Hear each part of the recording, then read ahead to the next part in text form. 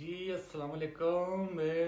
मेरे पड़ोसियों, मेरे प्यारे प्यारे हिंदुस्तानी भाई लोगों, कैसे हो आप लोग। ज़्यादा मैं आपको ना तंग नहीं करूँगा। आप पहले बहुत दुखी होंगे। बस इतना पूछना चाहता हूँ कि आपका जंग का नशा उतरा है अभी या नहीं। अभी भी नहीं उतरा। पता नहीं कौन सा सस्ता फूक के बैठे हो आप लोग 4-5 दिन से। ठंडे पानी से ना हो। मैं भी अल्लाह की कसम अभी मेरी तरफ इधर जर्मनी में रात 3 का टाइम है। मैं भी अभी ठंडे पानी से नहा के आया हूँ। आपका जंग का नशा पता नहीं उतरा या नहीं उतरा। मेरा रफेल गिराने जो पाकिस्तान आर्मी ने रफेल को गिराया ना, मेरा वो नशा नहीं उतर रहा। मैं वो पाकिस्तानी मीडिया की बात नहीं करूंगा कि आपके 4 गिरा दिए, 5 गिरा दिए या पता नहीं क्या कर दिया। मैं तो इंटरनेशनल मीडिया बता रहा हूँ आपको। CNN पे फ्रेंच ने मानना है कि एक रफेल तो शूट डाउन हो गया। तो इससे आपको बुरा नहीं मानना चाहिए। आपको ये देखना चाहिए कि आपके वेपन जो है ना वो किस कैलिबर के हैं या उनकी उनकी कैपेबिलिटी क्या है। अभी देखो, पाकिस्तान के पास थर्ड क्लास किस्म के थंडर हैं। JF-70 थंडर चैंगडू कंपनी बनाती है चाइना की। हम उसको आपके सामने ना हीरो शो करते हैं। पाकिस्तानी मीडिया उसको प्रोपोगंडा करता है कि हमारा JF-70 थंडर ब्लॉक 3 पता नहीं क्यामत है, या जैसे आप राफेल को बना रहे थे हम भी थंडर को बनाते। थंडर की असल औकात इतनी है, पाकिस्तानियों को भी ये पता होना चाहिए। थंडर की इतनी औकात है कि उसको बनाती चाइना की कंपनी है, लेकिन चाइना एयरफोर्स उसको मुंह नहीं लगाती। चाइना एयरफोर्स के पास एक भी थंडर नहीं है, उन्होंने खरीद लिया ही नहीं है। वो इस लेवल का उसको समझते ही नहीं कि चाइना एयरफोर्स अपनी एयरफोर्स में थंडर को शामिल करे। तो हम हमारे पाकिस्तान के लिए जैसे आपने देवता बनाया हुआ था रफेल को, हमारा पाकिस्तान थंडर को देवता बनाता है। ये सारे काम F-16 से करते हैं। डाल थंडर पे देते हैं कि थंडर ने ये कर दिया, थंडर ने वो कर दिया। तो आपके लिए सबक ये है कि आपका रफेल बेकार था। वो आज तक कभी किसी डॉग फाइट में नहीं आया था, तो आपको पता होना चाहिए कि वो फारग है। तो इसलिए मैं आपको ये बताना चाह रहा हूँ कि देखो, अभी पाकिस्तान के पास सबसे जो हाई लेवल का फाइटर जेट है ना वो J-10C ना, अभी 4.5 आप उसको कह सकते हो। चाइना का ये J-10C चाइना की एयरफोर्स में ये सबसे लो कैटेगरी का जहाज है। उनके पास जितने भी जहाज है ना वो सारे J-10C के ऊपर के लेवल के है। मतलब J-20 है उनका, वो स्टेल्थ है। आपके पास तो एक भी स्टेल्थ नहीं है, वो 5th जनरेशन है।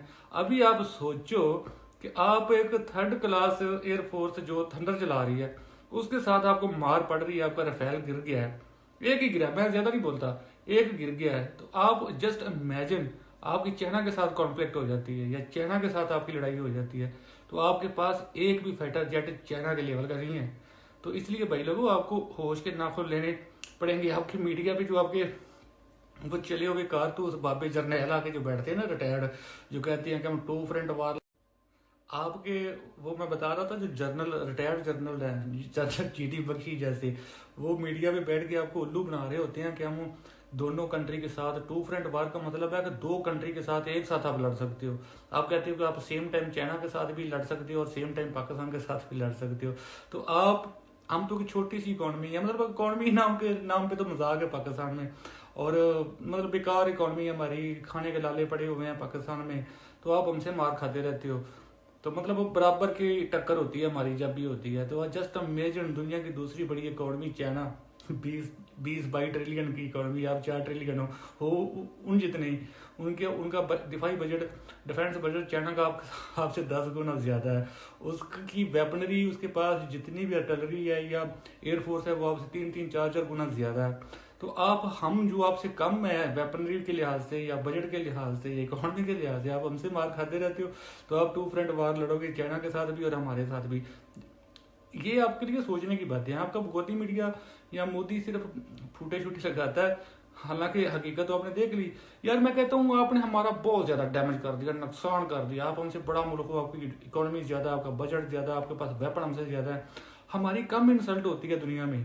आपका रफेल गिरता है ना तो वो न्यूज बनती है, दैट इज इंटरनेशनल न्यूज के एयर फाइटर जेट रफेल गिरा दिया पाकिस्तान ने, तो वो न्यूज होती है। आप हमारे सारे थंडर गिरा दो, थंडर को तो ऑलरेडी दुनिया जानती है कि बेकार है, वो इंटरनेशनल न्यूज नहीं बनेगी। आपने फ्रांस की कंपनी का मुंह काला करवा दिया डिसॉल्ट का, वो इंटरनेशनल न्यूज बनी है। फिर आपका मीडिया देखो कितना आपको फिर छोड़ो यार, मीडिया पे बात नहीं करते। मैं बस आपको ये समझाना चाह रहा था कि आप 4.5 से ऊपर उठो, अपनी अमका शमका का वेट मत करो। आपको मस्ट नीड है 5th जनरेशन जेट की।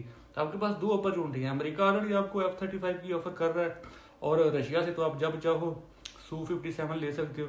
मेरी मानो Su-57 ले लो, यकीन मानो वो मेरा फेवरेट फाइटर जेट है। मुझे इनका बहुत शौक है बचपन से फाइटर जेट का।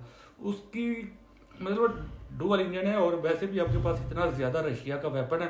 अमेरिका आपको दे तो देगा वेपन, लेकिन हम अमेरिका के डसे हुए हैं। अमेरिका बहुत पाबंदियां लगाता है। अभी देखो उसने F-16 दिया हुआ है, उसने हम पे ये पाबंदी लगाई हुई है कि ये इंडिया के खिलाफ आप अटैक में नहीं लेके जाओगे, मतलब डिफेंस में इंडिया के खिलाफ यूज कर सकते हैं हम लोग, हम आप पे अटैक नहीं है F-16 से कर सकते।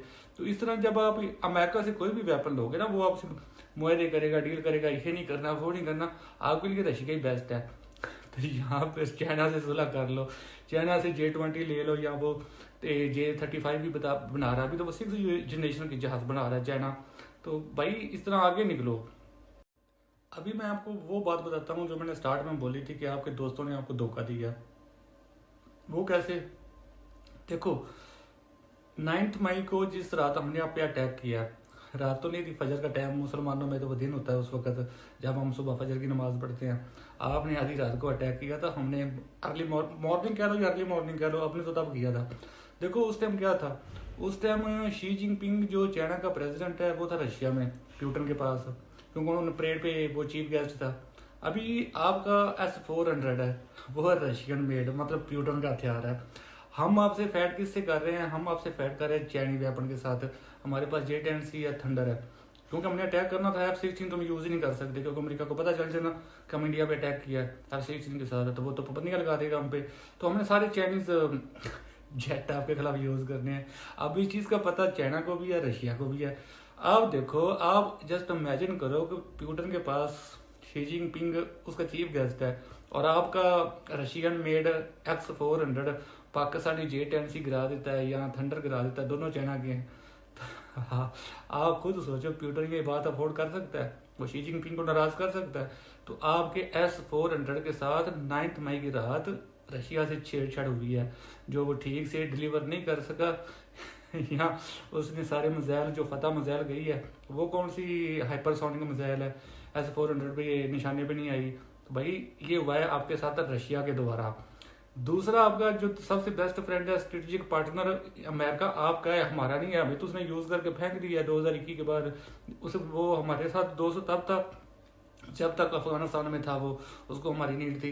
2021 से भी चला गया, हमें तो अमेरिका ने यूज करके छोड़ दिया। अभी आपको लॉलीपॉप देता है कि आप हमारे स्ट्रेटेजिक पार्टनर हो। देखो उसने आपके साथ गेम क्या की है, हाथ क्या की है कि पहले 2-3 दिन वो बोल रहे थे कि हम इनकी लड़ाई में नहीं पड़ेंगे, पाकिस्तान इंडिया की लड़ाई में। जिस रात आप पे अटैक हुआ, आप लोगों ने अप्रोच किया उसको, अमेरिकी सदर को।